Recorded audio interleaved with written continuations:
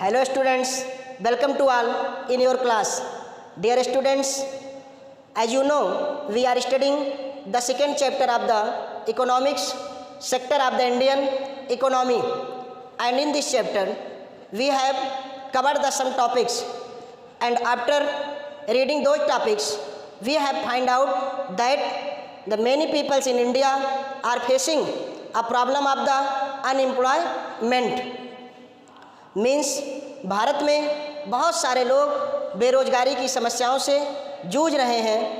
There are two kinds of the unemployment can be see in India.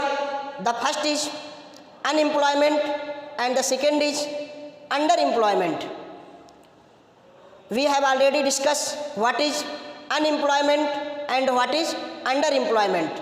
Unemployment means the peoples who have no job. ऐसा व्यक्ति जिसके पास कोई कार्य नहीं है. Means he is totally out of work. वो पूरी तरह से उसके पास कोई कार्य नहीं है.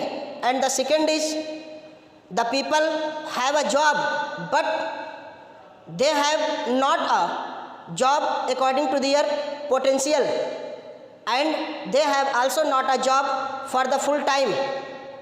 मीन्स पूरे समय के लिए उसके पास कार्य नहीं है, यानी कि उसकी क्षमता के अनुरूप, उसके कार्य करने की क्षमता के अनुरूप उसके पास जॉब नहीं है. So in this video we will discuss how we can be reduce or remove to the problem of the unemployment. हम इस वीडियो में इस बात पर डिस्कस करेंगे कि कैसे हम भारत में जो बेरोजगारी एक बहुत बड़ी समस्या है उसे दूर कर सकते हैं. So there are many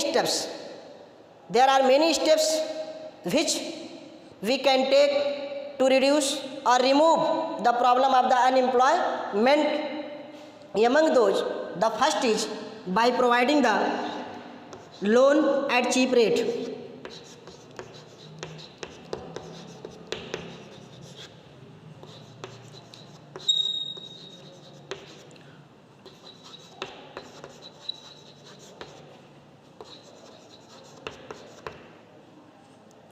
We can reduce or remove the problem of the unemployment if the government provide the cheap loan to the peoples. How we can be remove to the problem of unemployment if we will able to get the cheap loan? We are going to discuss it.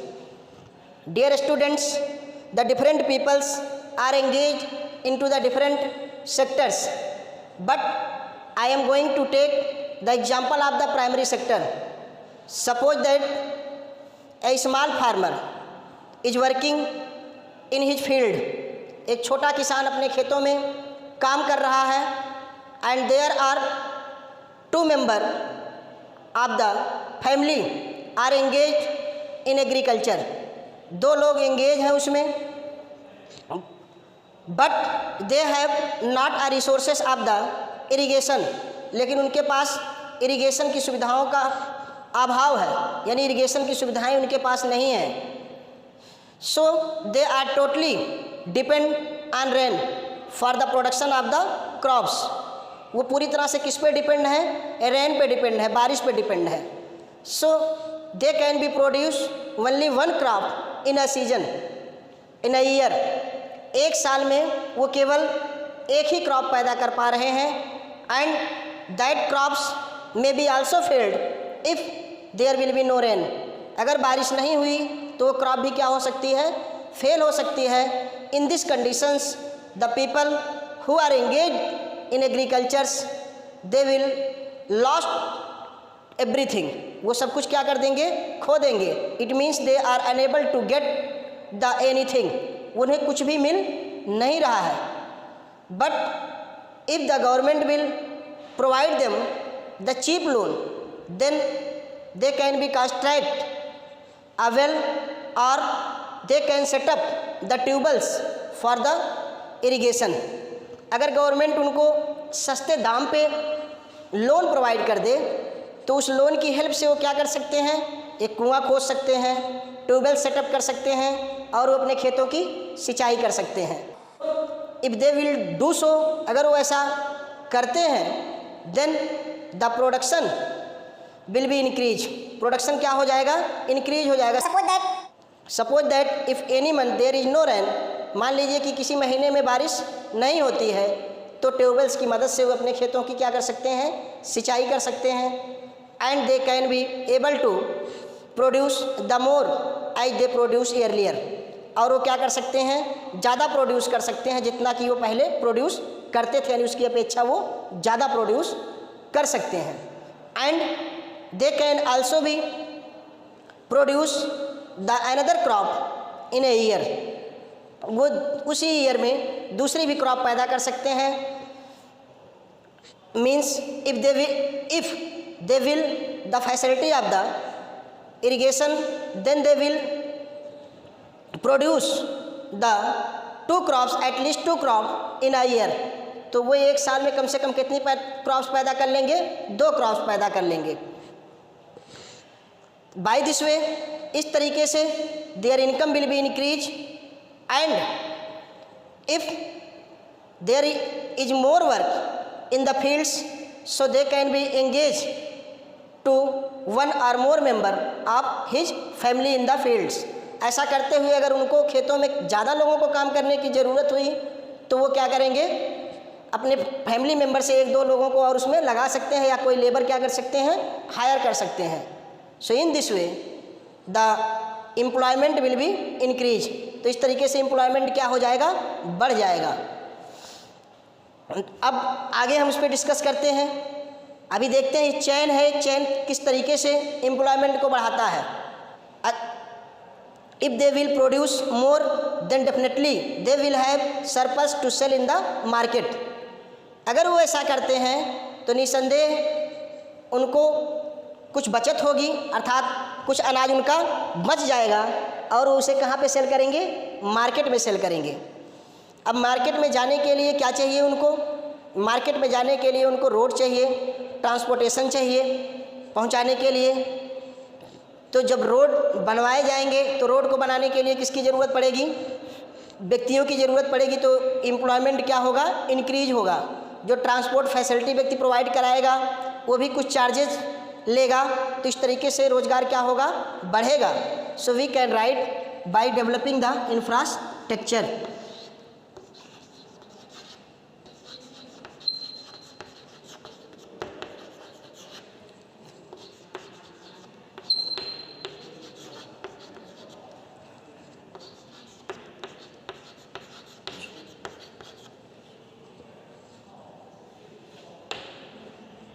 ये agriculture का हम example ले रहे हैं कि हर field में इस प्रकार से रोजगार क्रिएट कर सकते हैं। Suppose that in a secondary sector, if the government will provide the loan, then the person who want to set up their business, who want to manufacture the more product, he will purchase the new machines, modern machines, and with the help of that machines he will increase the production.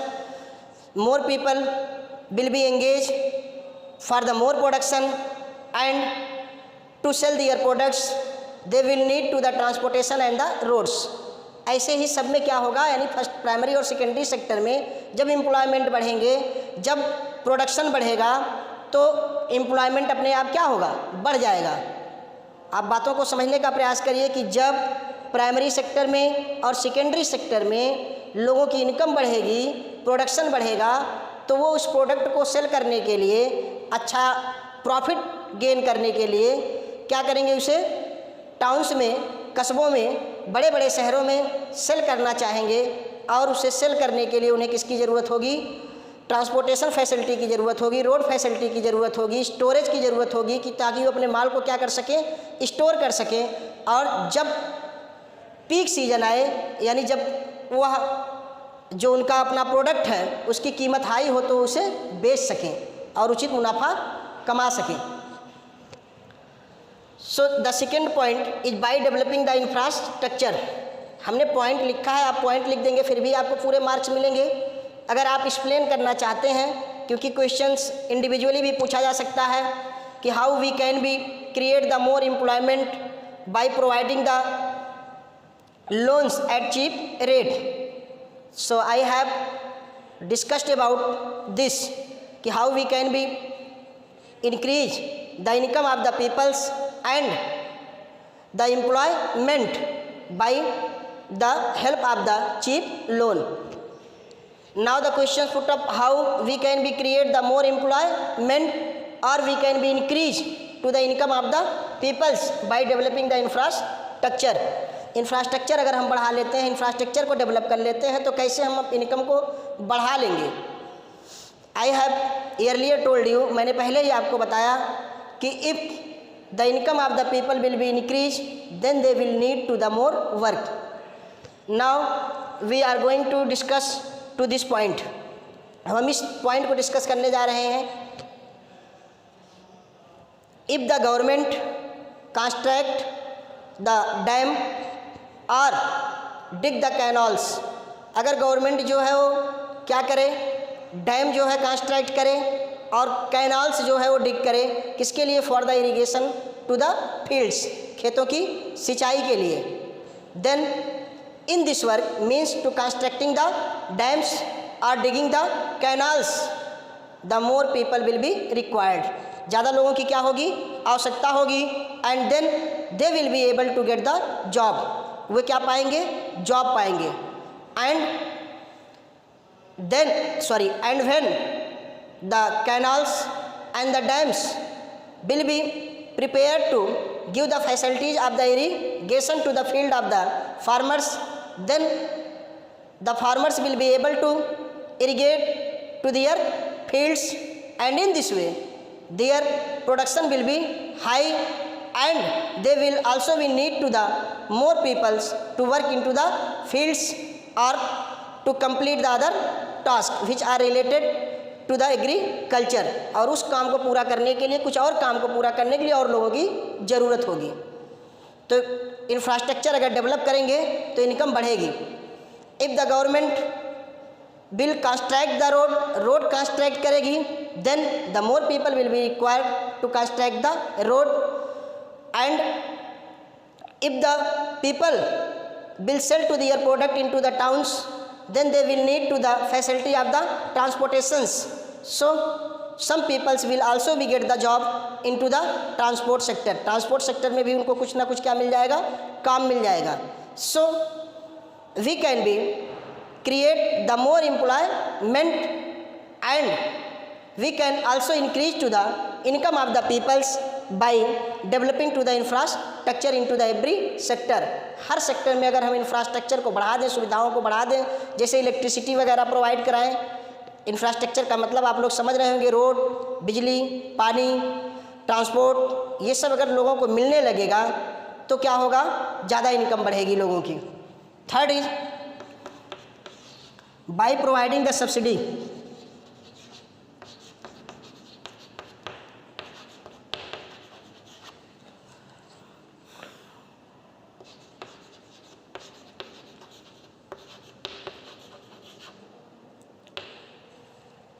We can also be create the more employment and increase the income of the people by providing the subsidy on the basic things. अगर हम ज़रूरी चीज़ों पे कुछ subsidy provide करें, यानी government subsidy provide करे. Subsidy means होता है छूट. छूट का मतलब मैंने सब्सिडी आप पढ़ चुके होंगे 9th में, मैंने पहले भी आपको बताया है कि suppose that the market rate of the gas cylinder, एक जो आप गैस लेते हैं जो हर घर में यूज हो रहा है, उसकी अगर मार्केट प्राइस 800 रुपीज़ है, because the LPG is a basic needs of the people, क्योंकि जो गैस है, जो LPG है, वो बेसिक नीड्स है.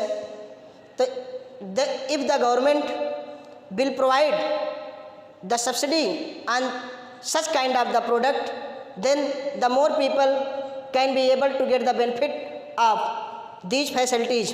इस सुविधा का ज़्यादा से ज़्यादा लोग क्या ले लेंगे, फ़ायदा ले लेंगे. जैसे कि 800 रेट पे है, अगर हम 600 रुपया पे करें तो 200 रुपया कौन बियर करेगा, गवर्नमेंट बियर करेगी. आपको सब्सिडी मिलती भी है, आपने सुना होगा कि सब्सिडी जो है आपकी गैस बुकिंग पे आती है. तो वो सब्सिडी क्या होती है, गवर्नमेंट जो होती है, यानी आप मार्केट के रेट पे सिलेंडर परचेज करते हैं, गैस लेते हैं, और गवर्नमेंट जो होती है उसमें आपकी सुविधा के लिए, आपको बेनिफिट देने के लिए कुछ सब्सिडी आपके अकाउंट में सेंड कर देती है। जैसे कि मैंने 700 रुपये का सिलेंडर परचेज किया तो 100 रुपये अगर मेरे अकाउंट में वापस आते हैं सब्सिडी के रूप में, इस मीन्स जो कॉस्ट हमारी सिलेंडर की थी, जो गैस की थी, वो कितनी हो गई? 600 हो गई। अब दूसरा एग्जाम्पल लेते हैं प्राइमरी सेक्टर का। अब farmer is not only need of the irrigation facilities, एक किसान को केवल सिंचाई की सुविधाओं की ही ज़रूरत नहीं है।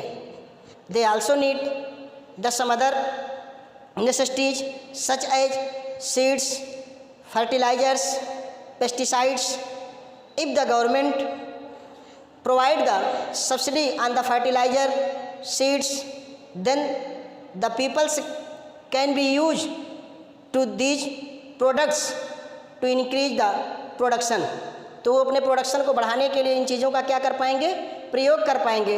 And if their production will be increase, then I have already discuss how they can be increase to their income and the employment. तो कैसे वो अपनी इनकम को और एम्प्लॉयमेंट को बढ़ा सकते हैं। Fourth, by promoting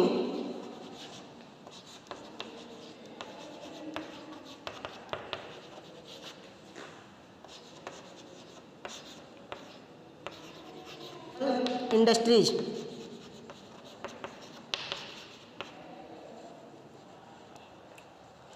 we can also be increased to the employment by promoting the local industries.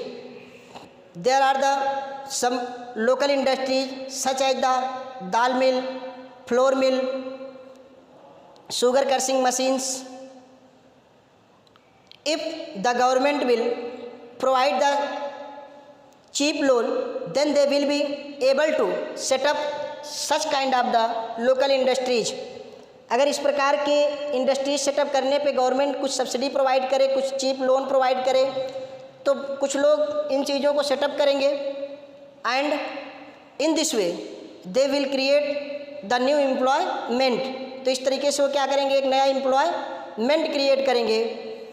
If the government will open the cold storage, then the farmers can put their surplus into the cold storage such as the potatoes, onions.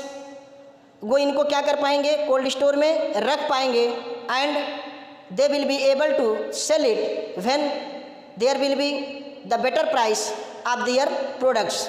जब उनके product की सही price market में होगी, एक better price मिलेगी, तो वो उसको क्या कर पाएंगे? सेल कर पाएंगे। So the government can be increase to the more employment into the every sector by promoting the local industries। और कैसे हम बढ़ा सकते हैं? We can also be increase to the income of the peoples and employment by developing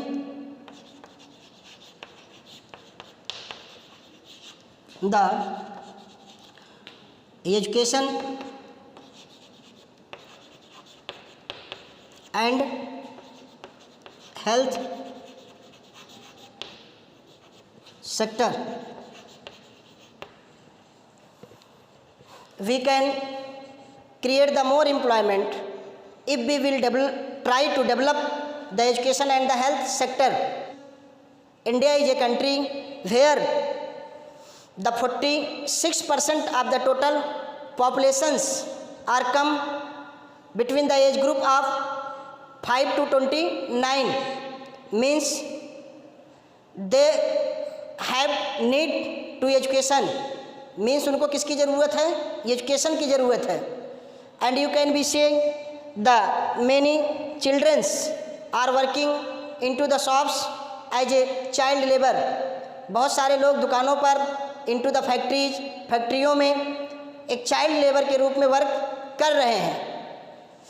they have a need of the education, उनको किसकी ज़रूरत है? शिक्षा की ज़रूरत है।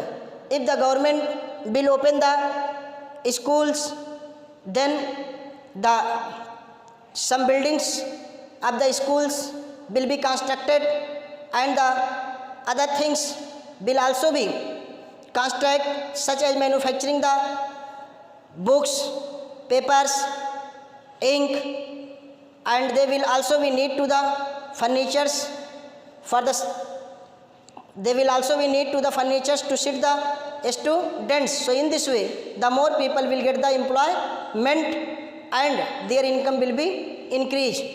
Such conditions are also applied into the health sector.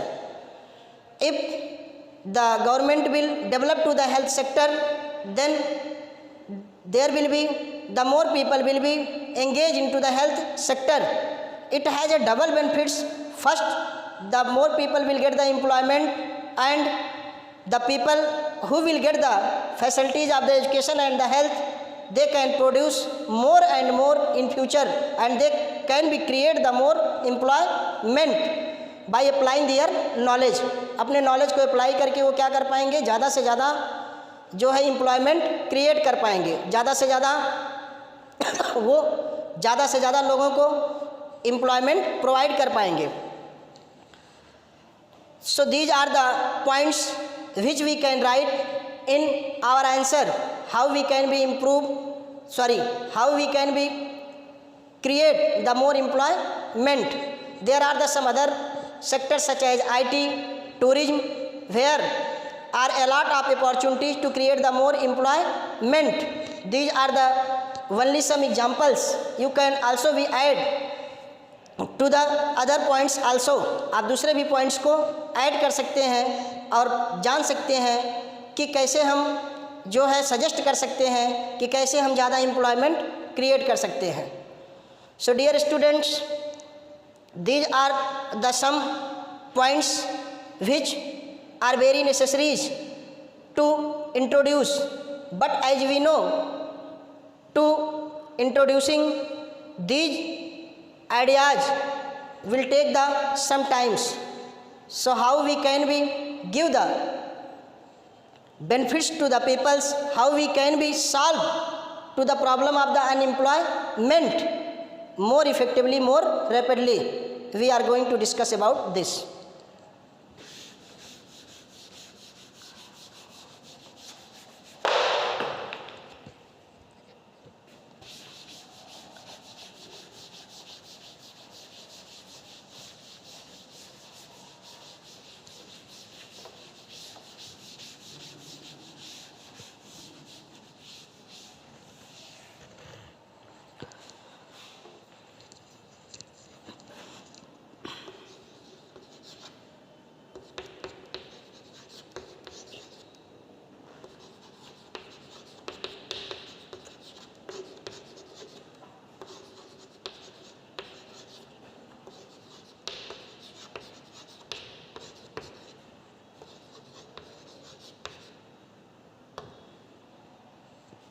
Dear students, we can solve to the problem of the unemployment more rapidly by implementing the law of right to work. What is the right to work? ये right to work क्या है?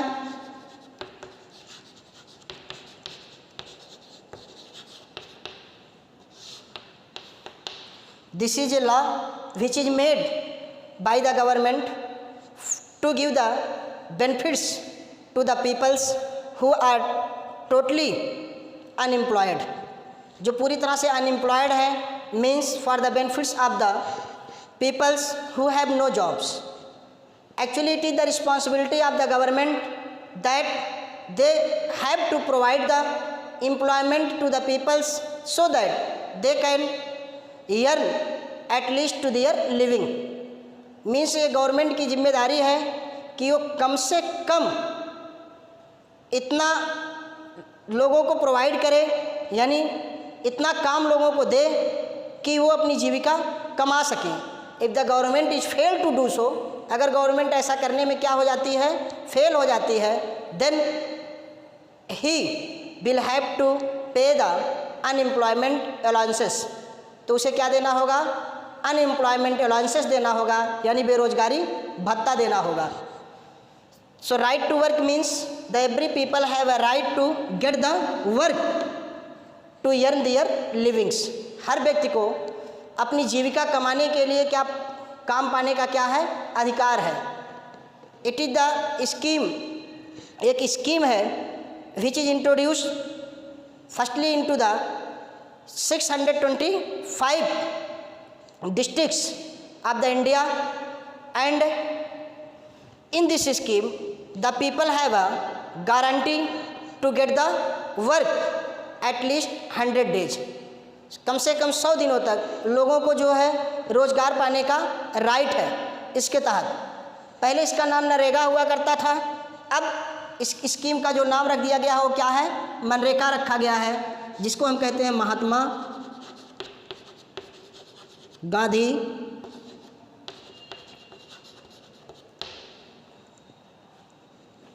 National Rural employment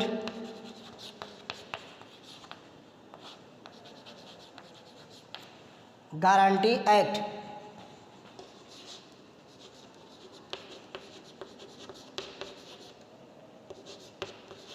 इसे कब introduce किया गया, 2005 में।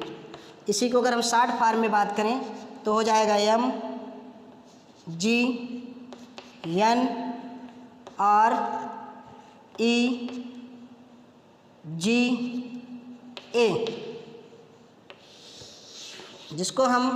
जिसका popular name है MNREGA.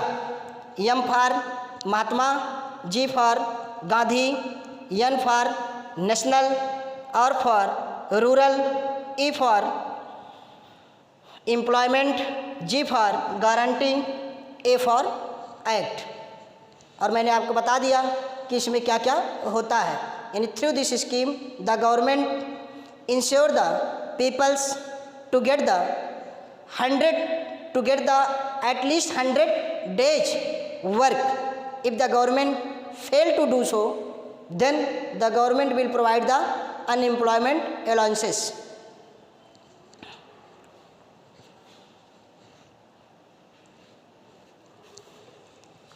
So dear students, these are the some points by which we can be create to the more employment.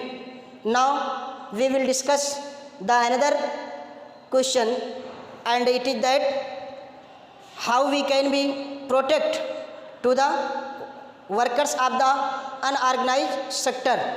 हम कैसे अनऑर्गेनाइज सेक्टर के जो वर्कर हैं उनको प्रोटेक्ट कर सकते हैं, उनको बचा सकते हैं। In the previous topic we have seen how the employers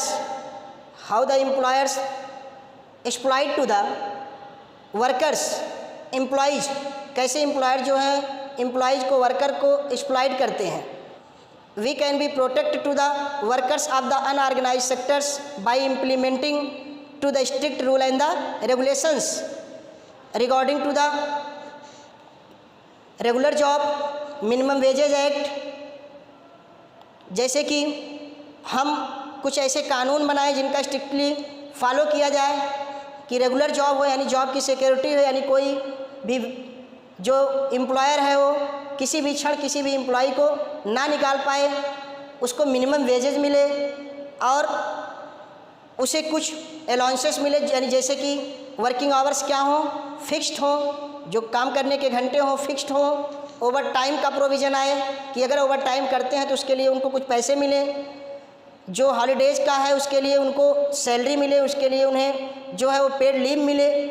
so these are the some points which we can be write in our answer in the questions how we can be protected to the workers in unorganized sectors. So dear students, these are the some points which we have discussed today. In next video we will read about the topic of the classification of the Indian economy on the basis of the ownership, and it will be the last topic of this chapter. After that topic this chapter will be finished, and then I will take the test of the chapter. So dear students, once again thanks a lot for watching the video. Thank you so much.